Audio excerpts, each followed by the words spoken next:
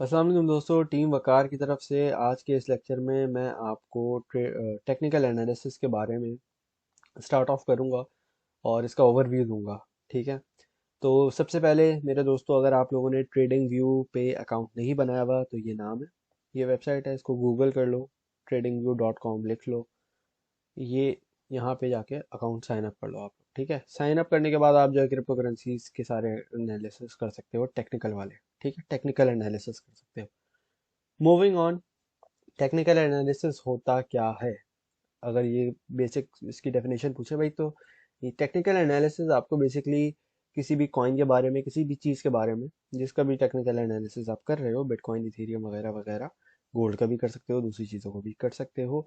तो जो भी आप चीज़ कर रहे हो वो आपको क्या बताता है, किसी भी एसेट की, क्रिप्टो की, उसकी हिस्ट्री, हिस्ट्री हो गया उसका पास्ट, और प्रेडिक्शन। इन दोनों चीज़ों के बारे में वो आपको पैटर्न और साइकोलॉजिकल कंडीशन बताता है।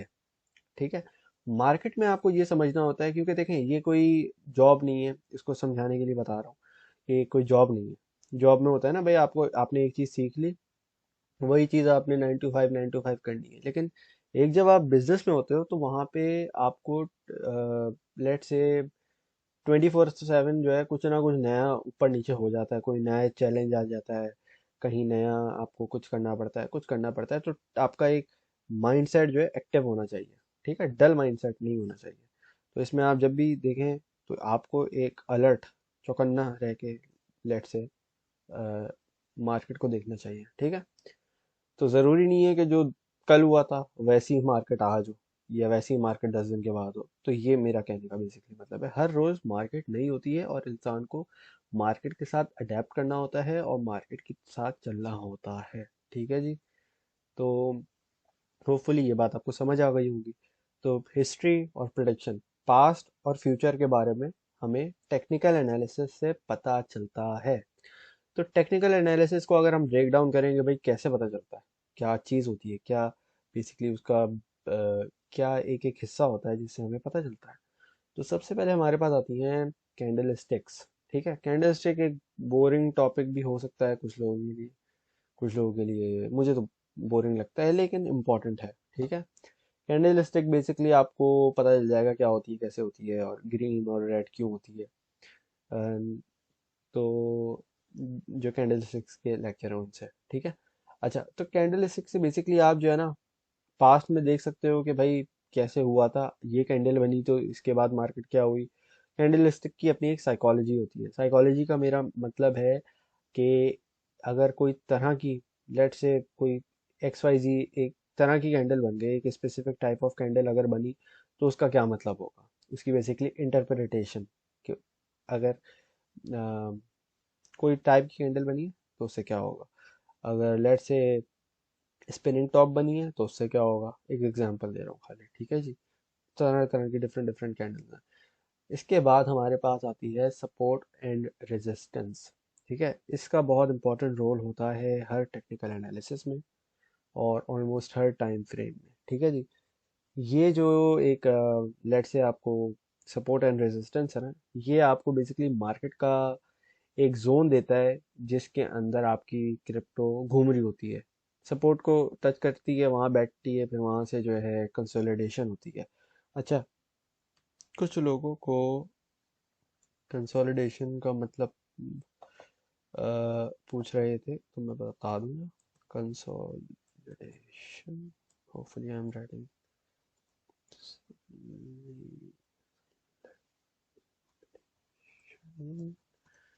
ठीक थे, मैंने इसकी स्पेलिंग लिखी है, नहीं।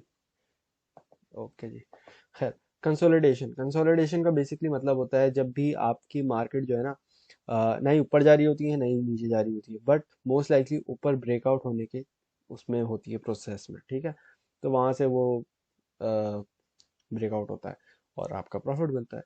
तो कंसोलिडेशन का ये मतलब होता है। मैंने सोचा इसी वीडियो वीडियो में बता दूं ताकि पता चल जाए। ठीक है जी। इसके अलावा जी हमारे पास आ जाते हैं इंडिकेटर्स। इंडिकेटर्स बहुत इंपॉर्टेंट टूल्स होते हैं। ठीक है। इंडिकेटर्स बेसिकली अगेन कैंडल्स को फॉलो करते हैं। ठीक है। अगर आपने कभी भी RSI वगैरह, मूविंग एवरेज, इस तरह कुछ यूज़ किया है तो उसमें आपके पास सेटिंग में आएगा कि भाई उसकी जो लेंथ है वो क्या होनी चाहिए। लेंथ का बेसिकली मतलब होता है कि जो पिछली कैंडल्स बनी हुई है ना, कैंडल की बॉडी जो बनी हुई है, वो कितनी वो कितनी इंक्लूड करनी है उस इंडिकेटर के अंदर, ठीक है। तो अगेन, इंडिकेटर्स टूल होते हैं जो कि बिल्ड अपॉन होते हैं कैंडल स्टिक पे, ठीक है। कैंडल स्टिक के पैटर्न्स पे नहीं, सिर्फ कैंडल स्टिक पे। और जी इसके अलावा टाइम फ्रेम्स, ठीक है। टाइम फ्रेम्स बहुत इंपॉर्टेंट चीज़ है। अगेन, आपको जब भी अगर आप स्विंग ट्रेड्स ले रहे हो, आपकी लेट से एक हफ्ता ट्रेड खुली हुई है, 10 दिन खुली हुई है, जो भी, कुछ लोग ऐसा करते हैं कि भाई वीकली के वीकली नहीं, डेली या 3 डे की चार्ट्स देखते हैं, ट्रेड्स खोल के रखते हैं, उनके 2-2 महीने ट्रेड्स खुली रहती है, और वो यहाँ से शुरू होते हैं, नीचे से वो ऊपर तक जाता है, और उनकी वो प्रॉफिट चल रहा होता है। उनको छोटी मोटी फ्लक्चुएशन से फर्क नहीं पड़ता।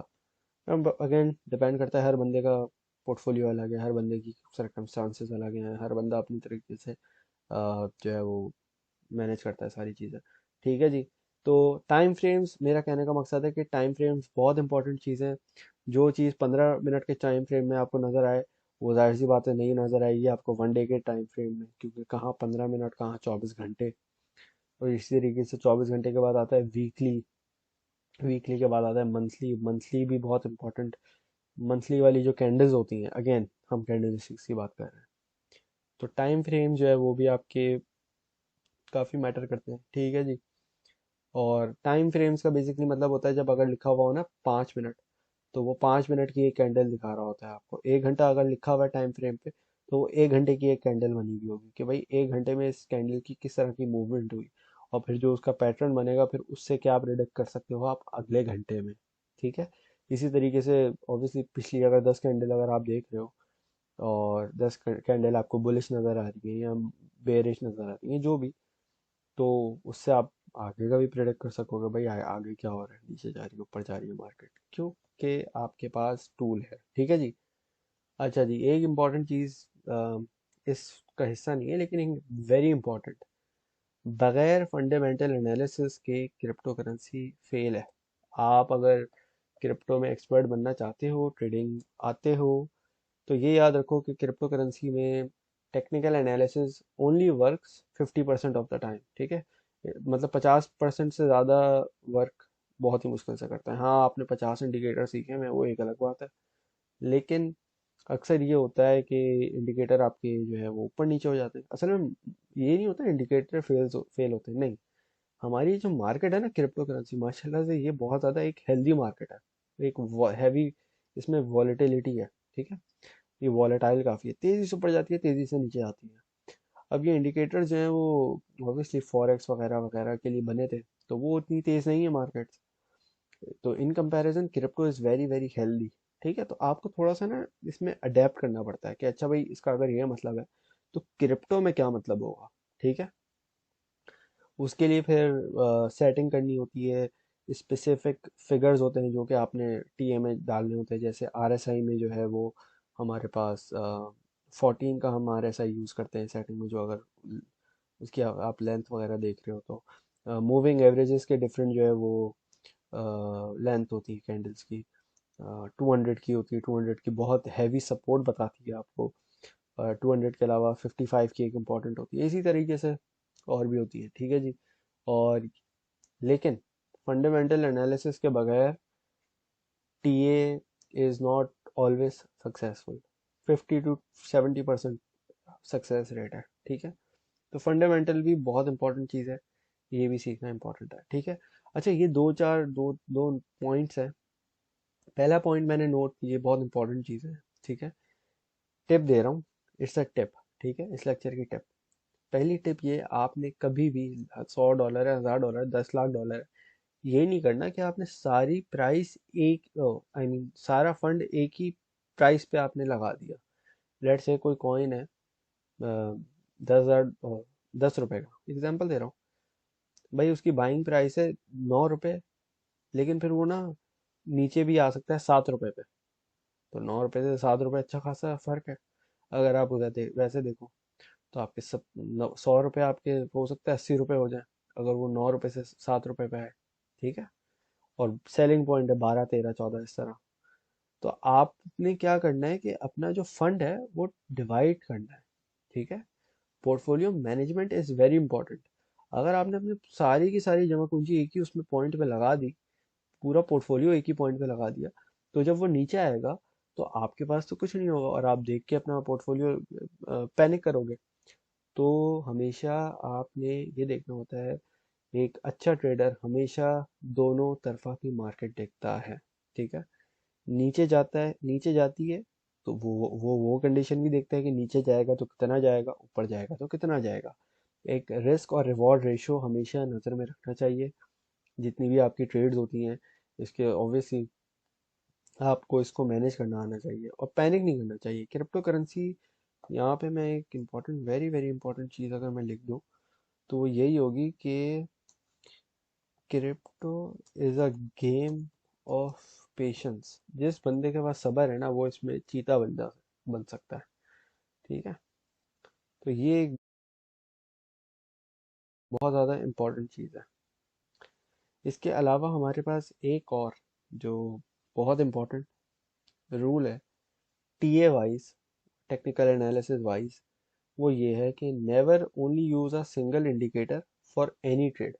भाई आपको 110% भी श्योर है ना एक इंडिकेटर का, आपने at least at least at least use 3 indicators.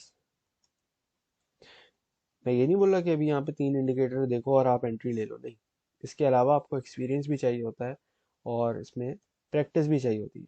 Copy pen paper से, pen use pen and paper, use pen and paper to practise, ठीक है। Let's say take 10 trades for practice. मतलब आपने कोई भी एक प्रिडिक्शन की, पेन पे लिख दिया बाय एंड सेल, ठीक है। बाय एंड सेलिंग का पॉइंट लिख दिया, भाई आपने लिखा मैंने 10 रुपए में खरीदा, एग्जांपल दे रहा हूँ खाली समझाने के लिए, 10 रुपए में खरीदा, 12 रुपए पे बेचा। कोई दूसरा कॉइन आया, आपने 50 रुपए पे खरीदा, 55 पे बेचा, फलाना फलाना इस तरह करके किया। एट द एंड अगर आपका सक्सेस रेट ज़्यादा है, if your success rate is over 70%, 70%, मतलब अगर आपने 10 ट्रेड लिए उसमें से 7 ठीक है, ठीक है, 7 ठीक है, तो उसमें से फिर आप क्या कर सकते हो, छोटे से फंडे थोड़ा सा, 5% अपने पोर्टफोलियो का। लेट्स से अब अगर आपके पास $100 है, $100 में $5 वो बाइनेंस एक्सेप्ट नहीं करता। अगर आप बाइनेंस पे ट्रेडिंग कर रहे हो वो $10 बोलता है, ठीक है। तो $10 अगर आपके पास हैं तो आप $10 $11 कर लो, $11 की एक ट्रेड ले लो। लेकिन क्या, उसको कंफर्मेशन आपने कम से कम 3 इंडिकेटर्स यूज करने हैं, ठीक है। ये चीज़ बहुत इंपॉर्टेंट है। और उसके अलावा आपने फंडामेंटल एनालिसिस भी देखना है कि भाई मार्केट क्या है, हिसाब किताब क्या चल रहा है, कॉइन की न्यूज़ आ रही है, कॉइन का क्या है, वो भी आगे लेक्चर्स में बताया जाएगा।